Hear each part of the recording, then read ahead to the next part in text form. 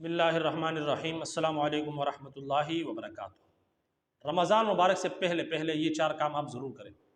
اگر آپ یہ چار کام کریں گے تو انشاءاللہ تعالی رمضان مبارک کے مہینے میں آپ کو کوئی مشکل درپیش نہیں آئے گی۔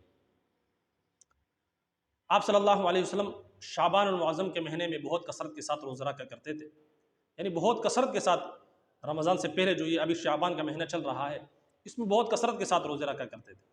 تو لہٰذا کوشش کریں کہ شعبان کے مہینے میں آپ روزے رکھیں۔ جب آپ شعبان کے مہینے میں روزے رکھیں گے تو روزوں کے عادی ہو جاؤ گے، جس کی وجہ سے پھر رمضان مبارک میں اگر روزے رکھو گے تو پھر کوئی مشکلات درپیش نہیں آئے گی۔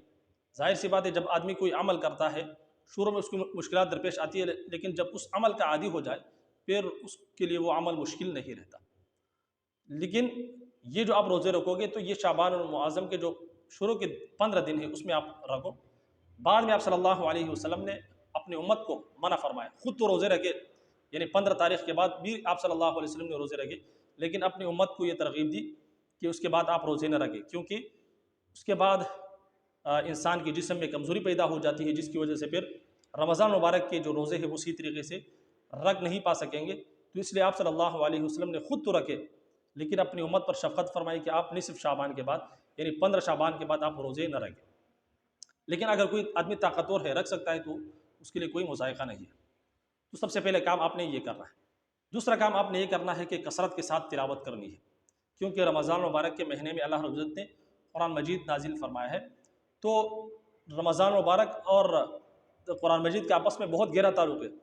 تو اگر ابھی سے ہم تلاوت کریں گے، اپنی عادت ڈالیں گے کثرت کے ساتھ، تو رمضان مبارک میں اگر ہم تلاوت کریں گے قرآن مجید کی تو پھر ہمیں کوئی پرابلم نہیں ہوگی، ہم چونکہ عادی ہو چکے ہوں گے۔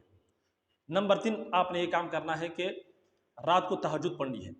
تہجد کا اہتمام ابھی سے کرنا ہے، چونکہ ہم رمضان مبارک کے مہینے میں تراویح پڑھتے ہیں۔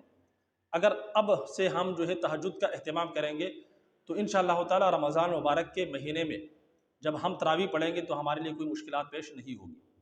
جب آدمی کسی چیز کا عادی ہو جائے، جیسے کہ میں نے پہلے کہا، کسی عمل کا عادی ہو جائے، جیسے کہ مثال کے طور پر ہم رمضان مبارک میں روزے رکھتے، شروع کے ایک ہفتہ ہمارے لیے مشکل ہوتا ہے، لیکن بعد میں جب ہم عادی ہو جاتے ہیں پھر ہمارے لیے کوئی مشکل نہیں ہوتا۔ تو اس لیے اگر یہ کام ابھی سے کریں گے، شعبان سے ہی کریں گے، تو رمضان مبارک کے مہینے میں ہمیں کوئی پرابلم نہیں ہوگی، ہم عادی ہو چکے ہوں گے۔ نمبر 4 آپ نے اپنے آپ کو ہر قسم کے گناہوں سے بچانا ہے، کیونکہ رمضان مبارک کی روزے ہم اس لیے رکھتے ہیں تاکہ ہم اپنے آپ کو گناہوں سے بچا سکیں۔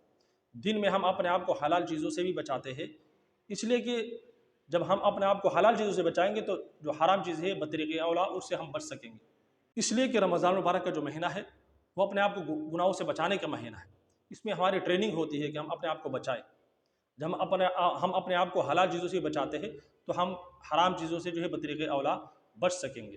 تو لہٰذا اگر ہم ابھی سے جس بھی گناہ کے اندر مبتلا ہے اس کو چھوڑیں گے تو رمضان مبارک کے مہینے کے اندر ہم چونکہ گناہوں سے بچنے کے عادی ہو چکے ہوں گے، تو لہٰذا ہمارے لیے کوئی مشکل درپیش نہیں ہوگی۔ تو لہٰذا یہ 4 کام آپ ابھی سے شروع کر دیں۔ روزے چونکہ اب تو آخری دن چل رہے ہیں، اس میں آپ اگر روزے نہ رکھیں تو بہتر ہے۔